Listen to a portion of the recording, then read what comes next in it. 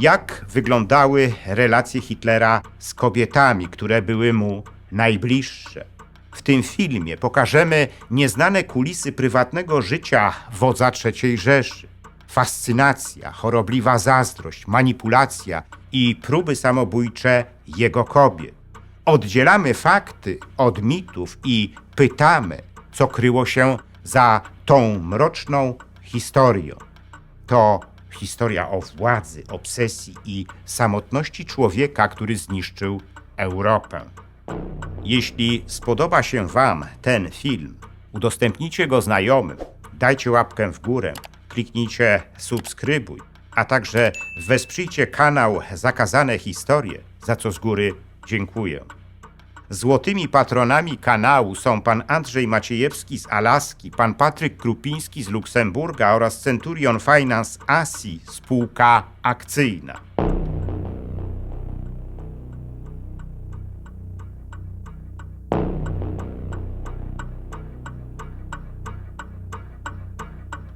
Kobiety w życiu dyktatorów zawsze odgrywały ważną rolę. Dyktator komunistycznych Chin, Mao Zedong, uważał nawet, że stosunki seksualne z kobietami napełniają go boską energią do działania. O tym ze szczegółami opowiadałem Państwu w jednym z moich wcześniejszych filmów. Dzisiaj spróbujemy przyjrzeć się temu, jak rzeczywiście wyglądały relacje Adolfa Hitlera z kobietami, zwłaszcza te najbardziej intymne. Wprawdzie wódz III Rzeszy lubił powtarzać, że moją jedyną kochanką są Niemcy, ale nie oznaczało to wcale tego, że wokół niego nie było kobiet i całe życie był samotny. Było nawet odwrotnie. Tysiące kobiet widziało w nim ideał siły i męskości. Pisały do niego nawet listy, komunikując w nich wprost: moje serce, moja dusza należą wyłącznie do Ciebie. Były gotowe oddać mu swoje życie. Hitler nie lubił się publicznie pokazywać z kobietami i tej zasady starał się zawsze przestrzegać. Był przekonany, że gdyby tak robił, tysiące z nich wycofałoby swoje poparcie dla niego. Zresztą Hitler uważał, że kobiety powinny trzymać się z dala od polityki. Mówił o tym wprost: nienawidzę kobiet, które parają się polityką. A jeśli to zajmowanie się rozciąga się jeszcze na sprawy wojskowe, staje się to całkowicie nie do zniesienia. Za to prywatnie Hitler uwielbiał kobiety i to zarówno te młode, jak i te starsze, które emanowały matczynym ciepłem. Być może dlatego, że jego przedwcześnie zmarła matka odgrywała w jego życiu tak dużą rolę. Ale bliższe związki łączyły Hitlera tylko z jednym typem kobiet.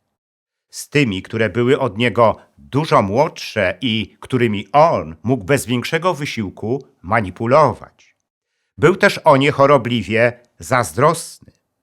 Ale kobiety, z którymi Hitler nawiązał bliższe relacje, łączy jeszcze jeden element.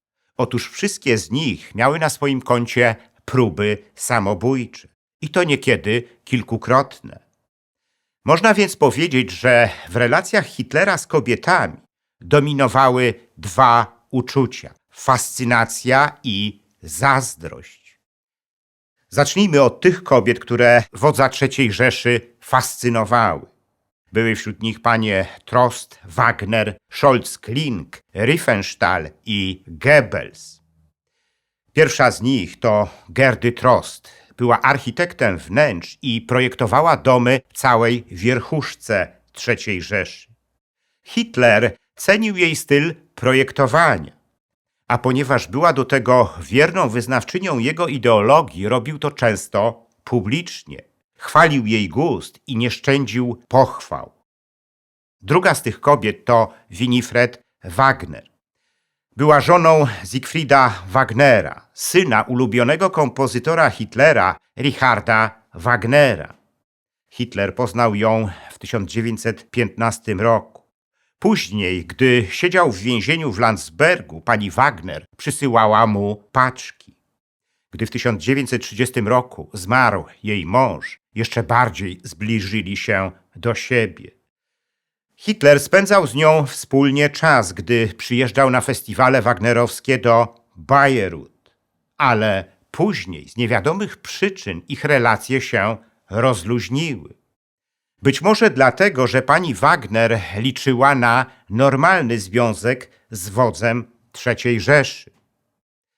Trzecia z tych kobiet to Gertrude Scholz-Kling. Stała na czele Narodowego Związku Kobiet i była przywódczynią kobiet w III Rzeszy. Oprócz tego posiadała 13 dzieci, co według założeń ideologicznych Hitlera wysoko ją sytuowało w hierarchii społecznej państwa. A poza tym propagowała ideę Hitlera mówiącą o tym, że kobiety powinny pełnić rolę służebną wobec mężczyzn. Czwarta z tych kobiet to Leni Riefenstahl, która została wielką gwiazdą kina III Rzeszy. Była osobą wyjątkową. Po raz pierwszy spotkała Hitlera w 1932 roku, słuchając jednego z jego przemówień. I od razu wódz III Rzeszy zrobił na niej wielkie wrażenie. To dzięki Hitlerowi Riefenstahl zaczęła kręcić filmy i współpracować z ministrem propagandy Józefem Goebbelsem. Zaowocowało to między innymi takimi produkcjami jak Triumf Woli i Olimpia, w których sławiła Hitlera.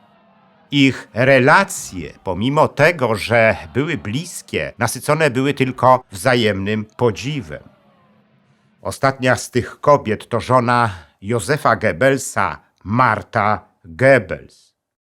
Ta ostatnia zafascynowała się Hitlerem, zanim jeszcze została żoną ministra propagandy. Nic dziwnego, że pomiędzy nią a Hitlerem zrodziły się również bardzo bliskie relacje. Magda uchodziła w oczach Hitlera za wzór niemieckiej kobiety. Będąc żoną Goebbelsa, miała 6 dzieci, a więc spełniała ideologiczne wymogi w tym zakresie i to z nawiązką. Tak też przedstawiała ją reżimowa propaganda. Hitler bardzo często bywał w domu Goebbelsów, ale nie po to, aby porozmawiać z Józefem, ale po to, aby mile spędzić czas z Magdą, która była dla niego wzorcem kobiety. W jednej z prywatnych wypowiedzi wódz III Rzeszy miał nawet stwierdzić, że taka kobieta mogłaby odegrać ważną rolę w moim życiu, nawet gdybym się z nią nie ożenił. Ona reprezentuje kobiece uzupełnienie wszystkich moich męskich instynktów. Tak czy inaczej, w życiu Hitlera było wiele kobiet, które go zafascynowały i zawsze je podziwiał, ponieważ spełniały one jego ideowe oczekiwania w tym zakresie. Kobiet, które podziwiały Hitlera, było jednak znacznie więcej. Tyle tylko, że nie zbliżyły się one do niego tak blisko jak te, o których wspomniałem. Znacznie mniej było za to tych kobiet w życiu Hitlera, wobec których był on patologicznie zazdrosny. Ze wszystkimi z nich Hitler wszedł w znacznie bardziej intymne relacje, chociaż do końca nie wiadomo, jak one rzeczywiście wyglądały. Relacje świadków na ten temat bywają sprzeczne albo się nawet wykluczają. W takim kontekście w życiu Hitlera znalazły się 4 kobiety: Maria Reiter, Geli Raubal, Unity Mitford i Ewa Braun. Zacznijmy od pierwszej z nich. Maria Reiter była sprzedawczynią tkanin. Poznała Hitlera w 1926 roku, gdy miała zaledwie 16 lat. Hitler od razu miał się w niej zakochać. Zaczęło się od wymiany korespondencji, a potem były potajemne spotkania obojga. Czy w ich trakcie dochodziło do seksu? Tego nie wiemy. Hitler miał zapewniać Reiter, że ją bardzo kocha, ale na przeszkodzie w rozwoju tego związku stanęła polityka. Ojciec Reiter był bowiem szefem socjaldemokratów w Berchtesgaden. Był więc wrogiem Hitlera i całego jego ruchu. Jakby tego było mało, Reiter była nieletnią i dalszy związek z nią groził wielkim skandalem. W rezultacie tego Hitler publicznie wyparł się związku z nią. Jego zaufany człowiek, Max Amann, zmusił nawet Reiter do podpisania oświadczenia, że nigdy nie współżyła z Hitlerem. Dla samej Reiter decyzja Hitlera była wielkim ciosem, który zakończył się próbą samobójczą. Po wojnie przyrodnia siostra Hitlera, Paula, stwierdziła, że rezygnując z poślubienia Reiter, Hitler popełnił wielki błąd, bo dziewczyna go bardzo kochała. A poza tym, jak podkreśliła, gdyby tak się stało, historia potoczyłaby się zupełnie inaczej. Druga z tych kobiet to Geli Raubal.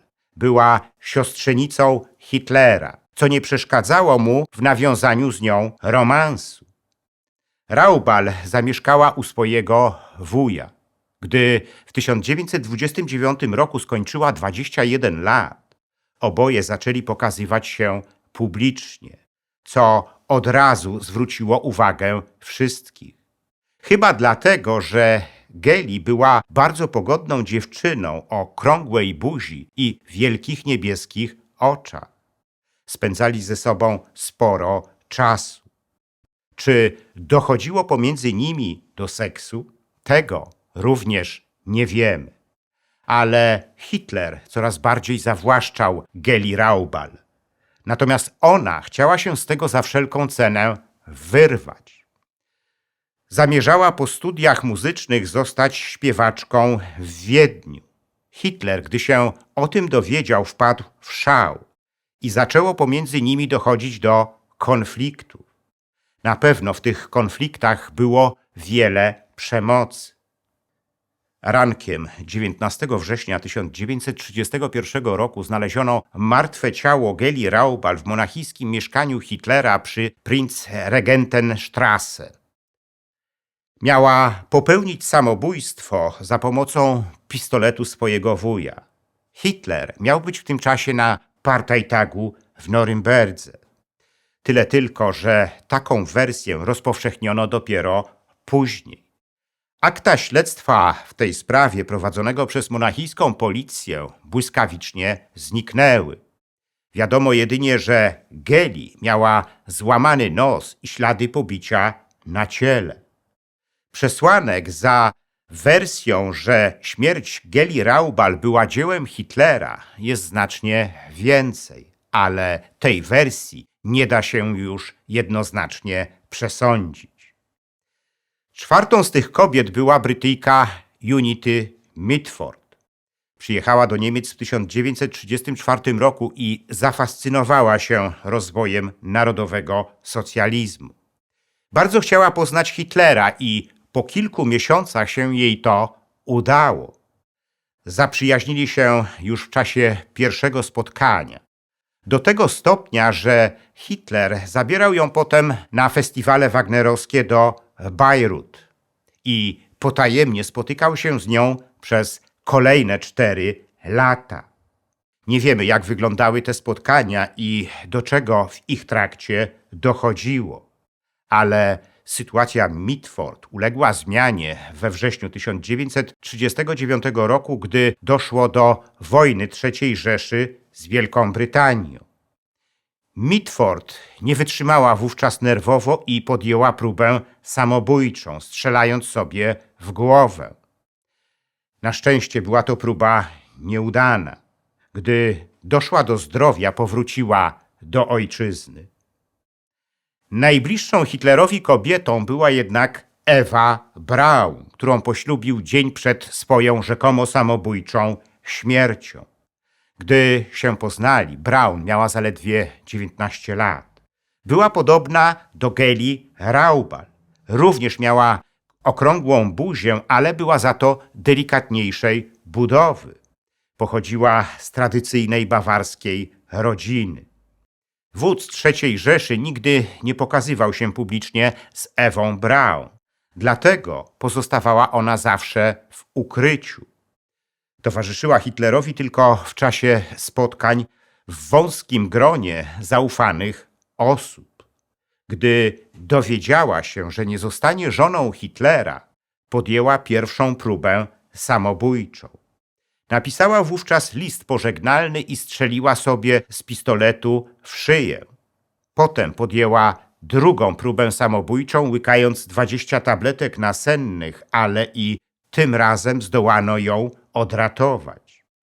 Po tych incydentach Hitler nie zamierzał już wiązać się z nią na trwałe. Ale w następnych latach Ewa Braun była nadal blisko Hitlera, zwłaszcza wtedy, gdy odpoczywał w Berghofie, swojej alpejskiej rezydencji. Ewa Braun nie interesowała się polityką. Była prostolinijną dziewczyną i cieszyła się z samego bycia u boku wodza III Rzeszy. Czy mieszkając pod jednym dachem z Hitlerem łączyły ich relacje intymne? Nic na to nie wskazuje.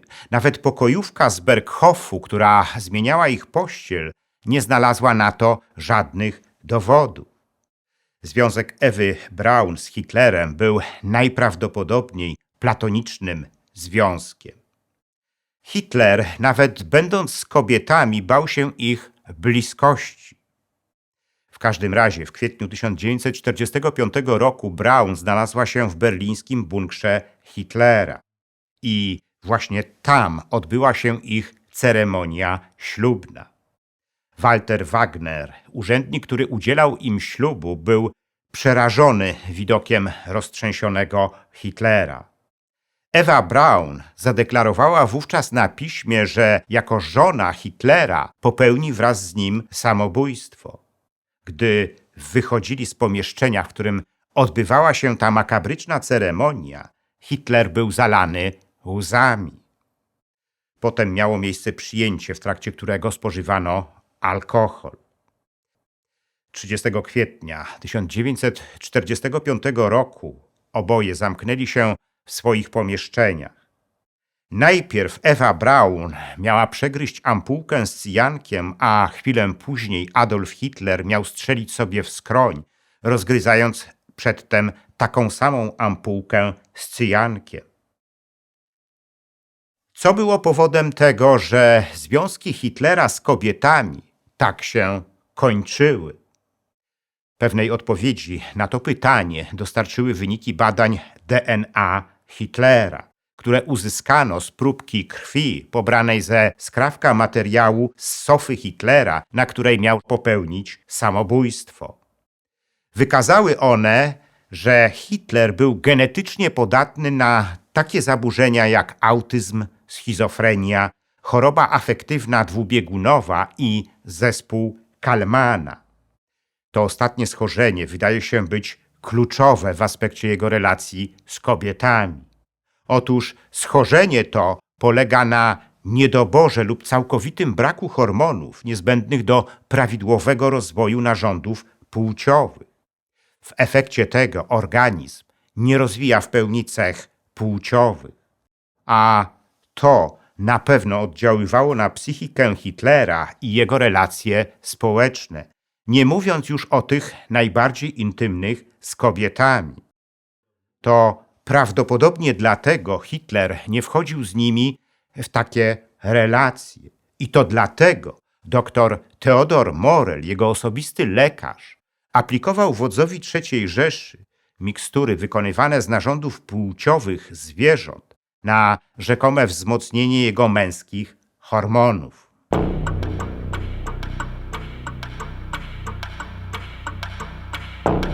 Zakazana historia Sowietów to druga moja książka w serii wydawnictwa Fronda, którą warto przeczytać.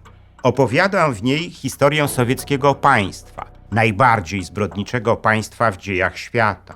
Warto ją poznać, bo współczesna Rosja, jego spadkobierczyni, znowu dąży do podbicia narodu. Książkę można nabyć z moim autografem, a nawet możliwa jest osobista dedykacja. jest wciąż do nabycia moja książka Ostatnie Polskie Powstanie. Ta książka dotyczy antykomunistycznego podziemia w Polsce. Dowiecie się z niej o tych aspektach jego działania, o których nie mieliście jeszcze okazji usłyszeć. Jednym z nich jest rola sowieckiego NKWD w ostatecznym rozbiciu tego podziemia. Zachęcam do zakupu tej książki. Każdy kupujący otrzyma ją z moim autografem.